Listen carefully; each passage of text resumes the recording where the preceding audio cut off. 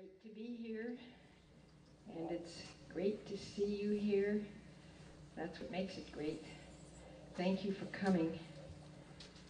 Thank you also to everybody who helped make these conferences possible, and I'm very grateful for all that. If it weren't for you, there would be no point in me being anywhere, because there has to be a recipient crowd to hear what is spoken. Thank you for the introduction, Tim. I wasn't here for it, but I imagine it was exaggerated.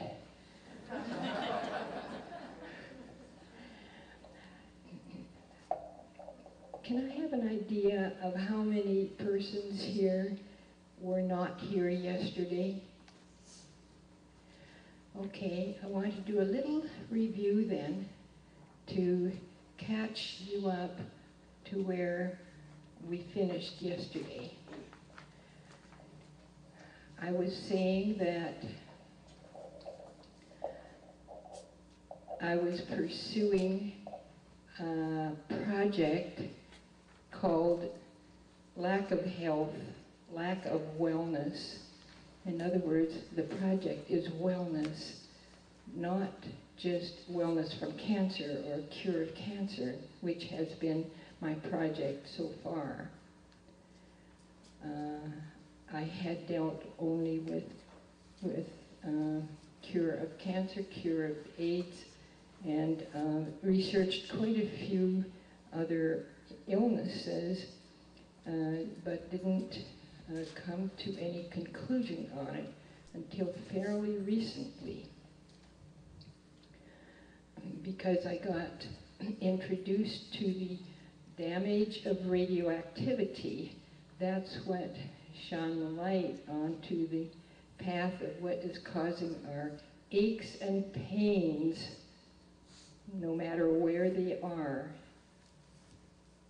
That is the background illness that is affecting us all. Me included, everybody included, because we are getting way too much radiation. Anything is too much. Maybe we didn't have this millennia ago. Certainly not so much until 50 years ago. The wellness has not been defined. I can't define it either, but I have my first little definition. I have seen that wherever there are no stem cells, there is no healing going on. There is no repair or going on. And I have a little sample that represents stem cells, so I can see where they are. And that brings me to the subject of technology. I didn't go into it yesterday, but I do want you all to know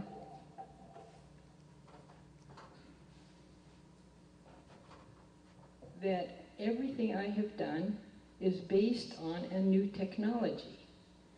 Technology generally leads the way, whether it's in astronomy or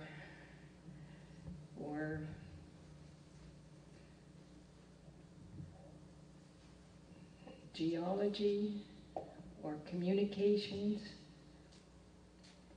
Technology is advanced, and then everybody uses the new technology and finds a lot of new things. And just accidentally, I discovered this new technology about 15 years ago. It's just an oscillator, because I've always been a radio groupie, you could say, fascinated by radio.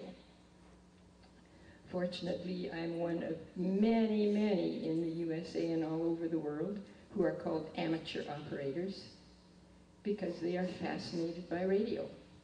and you can belong to any kind of a club within that group that you want to, and I belong to the Crystal Radio Club, which means we want to do everything from scratch.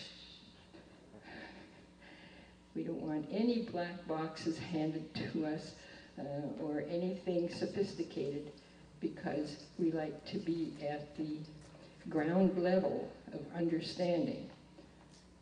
I always feel I can't understand anything complicated. I want to be able to see it, feel it, hear it, or something simple, so that I can really understand it as much as possible. And this little child's toy here is about my speed, because you can get kits like this at electronics stores, and you will find many different circuits used to make an oscillator. It's because an oscillator is in every radio, and it's a module. It's used, like say a triangle might be used in architecture. It's a basic module, important in electronics. And I thought, well, if you could put a voltmeter on a person, I had been working on the electrocardiogram project back in the 50s, and that was just attaching a voltmeter to the body and measuring voltages. And later in my physiology research career, which was about 10 years long, all we were doing was measuring the voltage of a living cell. But that's a very simple concept, and all you do then is use the most fundamental relationship in electricity. E equals IR. E is voltage, I is current, R is resistance. So if you measure voltage, you can calculate resistance and calculate current, and from that, very simple stuff, you can draw some conclusions. But we were stuck there. A voltmeter isn't very sophisticated, so I was going to use an oscillator from a kit like this and see what that would yield. Well, to my surprise, it yielded what you might expect a radio to yield. You could tune it. In other words, you could listen to your body's organs. You could listen to different parts of the body. And that's a new technology. Remember that Rife's whole advances that he made were based on his new technologies that he made. Only his were much more sophisticated than mine. But whatever you have, you need to take and run with. So I think that you should take and run with this, because you can't be spending a lot of money and learning a tremendous amount of technique. This costs around $50. You can still find it at some Radio Shacks, some electronics sources on the internet, and there's a great deal of additional opportunity. I've only used this one toy, but there are innumerable toys with oscillators that in kit form that you can build. Who knows what you could see? See, mine has definite limits. I can't quantify my measurements. I can't say how much I am measuring. I can only say yes or no. Yes, it is resonating. No, it is not. But a radio can do much more. And partly that's because one part in this circuit doesn't have the radio frequencies that it could have.